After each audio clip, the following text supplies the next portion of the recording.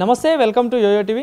హైదరాబాద్ స్థానిక సంస్థల ఎమ్మెల్సీ ఎన్నికలు రేపు ఉండబోతున్నాయి. సో ఈ ఎన్నికలకి అటు అధికార పార్టీ అయిన కాంగ్రెస్ పార్టీ కానీ బీఆర్ఎస్ పార్టీ కానీ దూరంగా ఉన్నాయి.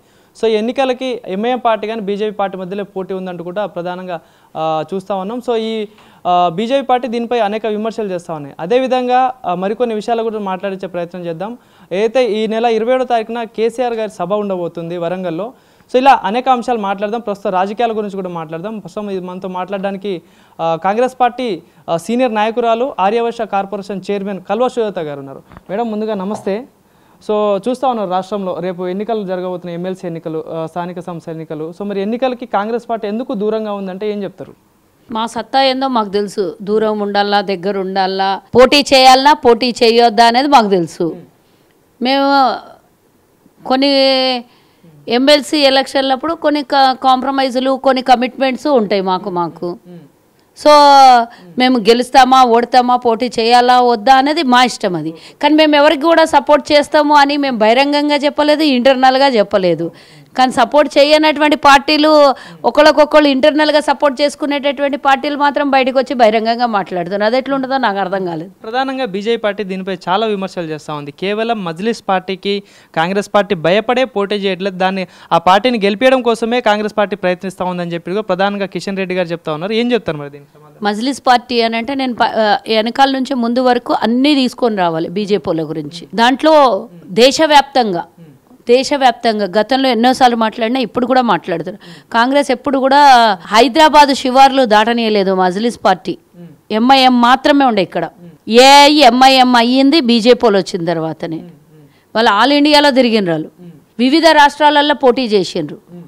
వివిధ రాష్ట్రాలలో కాంగ్రెస్కి ఎక్కడైతే ఫేవర్ ఉంటాయో, మైనార్టీ సోదరులు, మైనార్టీ ఓట్లు ఉంటాయో అక్కడ బీజేపీని పోటీ చేయించి మరీ కాంగ్రెస్ పార్టీ ఓటమికి, మీరు ఉత్తరప్రదేశ్లో లాస్ట్ టైం ఎలక్షన్లో చూసుకున్నట్టయితే అసెంబ్లీ ఎలక్షన్లకి 100 సీట్లు ఆల్మోస్ట్ 1000, 2000, 3000, 10,000 లోపల ఓడిపోయినటువంటి సీట్లు 2000 లోపల ఆల్మోస్ట్ ఒక 100 సీట్ల వరకు కాంగ్రెస్ ఓడిపోవడము. కాంగ్రెస్ కూటమి మరి ఇంకొకైనా యాదవ్ ఉన్నాడు కదా, ఆయన మేమిద్దరం కలిసి పోటీ చేయకుండా ఇద్దరం అఖిలేష్ యాదవ్ది మావి 100 సీట్లు ఓడిపోయినాం నియర్ బై.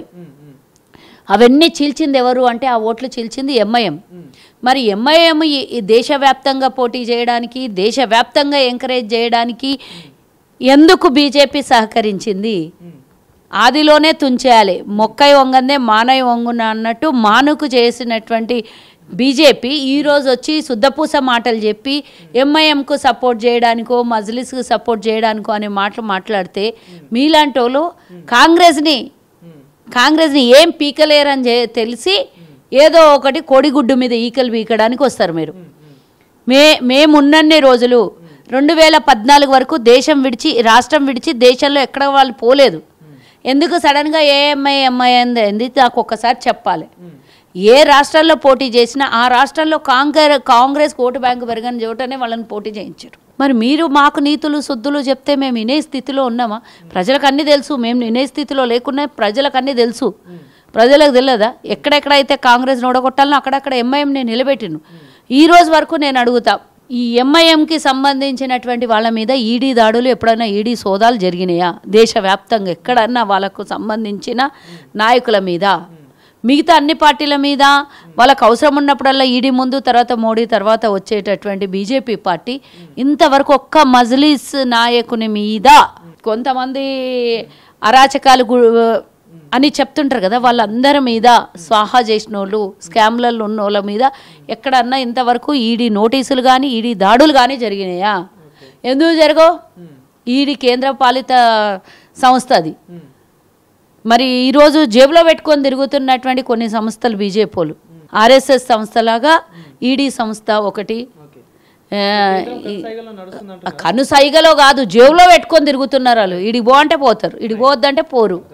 కొన్ని వేల కేసులు పెట్టిండ్రు, కొన్ని వేల మందికి నోటీసులు వచ్చినాయి. ఇంతవరకన్నా ఒక్కటన్నా పూర్తి స్థాయిలో దర్యాప్తు జరిగి శిక్ష పడిందా? నీరవ్ మోడీ నుంచి ఎన్ని మంది కేసులు ఉన్నాయి ఇంతవరకు ఒక్కళ్ళకన్నా? బీజేపీలో పోయిన తర్వాత శంకర్లో పోసిన తీర్థమైనరు తప్పించి ఇప్పటిదాకా వాళ్ళ మీద ఎవరెవరైతే బీజేపీకి అండగా అనుసంధానాలలో పనిచేస్తారో వాళ్ళకు ఏదైనా సోదాలు జరిగి పూర్తి విచారణ జరిగి వాళ్ళకి శిక్షలు పడి వాళ్ళు ఏదైతే డబ్బులు ఈడీ అంటేనే డబ్బులతో కూడుకున్నటువంటి వ్యవహారంలో జరుగుతుంది.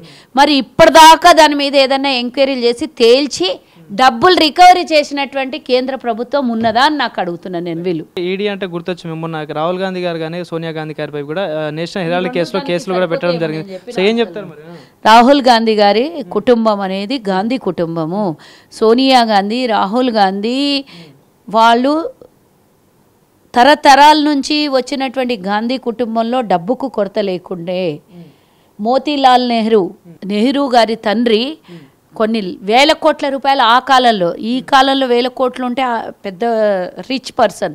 బట్ స్వతంత్రానికి పూర్వము వాళ్ళు దేశంలోనే ఆర్థికంగా స్థితిగతులు మెరుగైనటువంటి పెద్ద స్థితిలో ఉన్నటువంటి ఆర్థికంగా బాగా పెద్ద స్థాయిలో ఉన్నటువంటి మోతీలాల్ నెహ్రూ గారి ఆస్తులన్నీ దేశం కోసం ధారాదత్తం చేసినటువంటి కుటుంబం అది.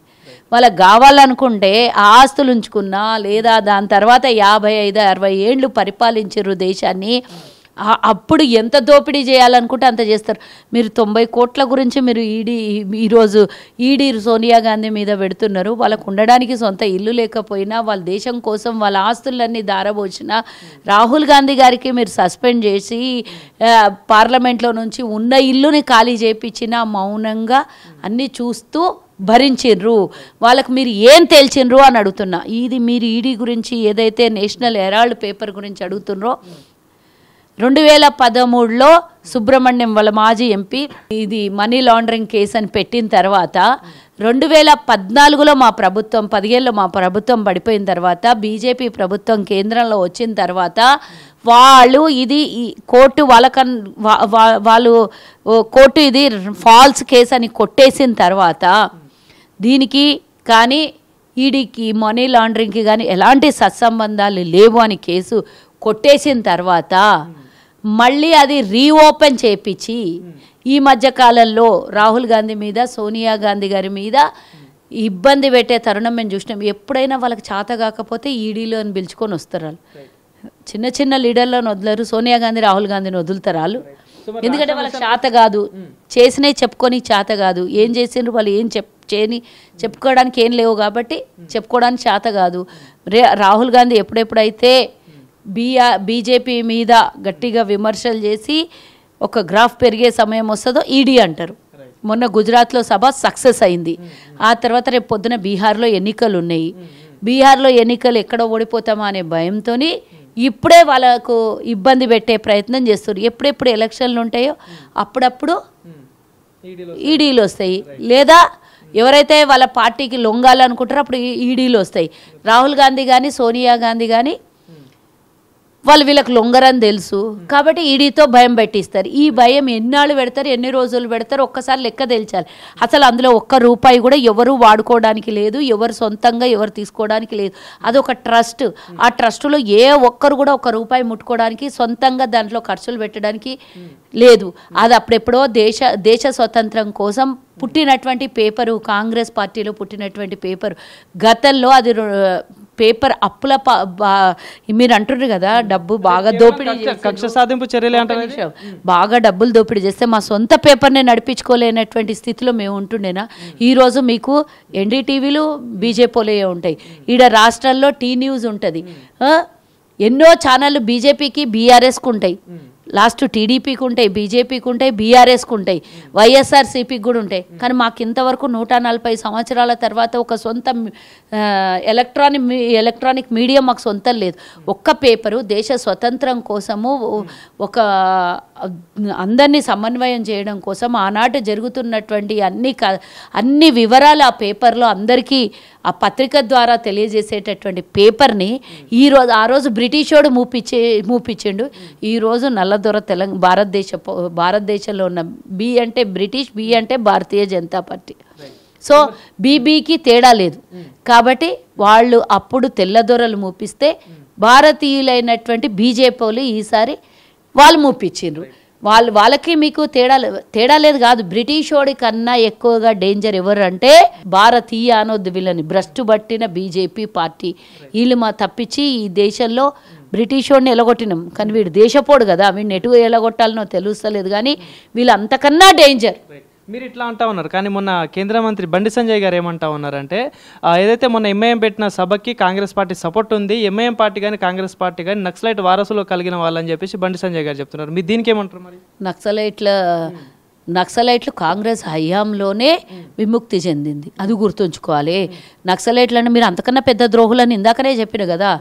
నక్సలైట్లు అన్నలు అడవిలో ఉంటారు, మీరు ప్రజల మధ్యలో ఉండి ప్రజల్ని పీడించుకొని తింటుర్రు. మీ పిల్లలేమో విదేశాలలో చదవాలి, పెద్ద పెద్ద హోదాలలో ఉండాలి.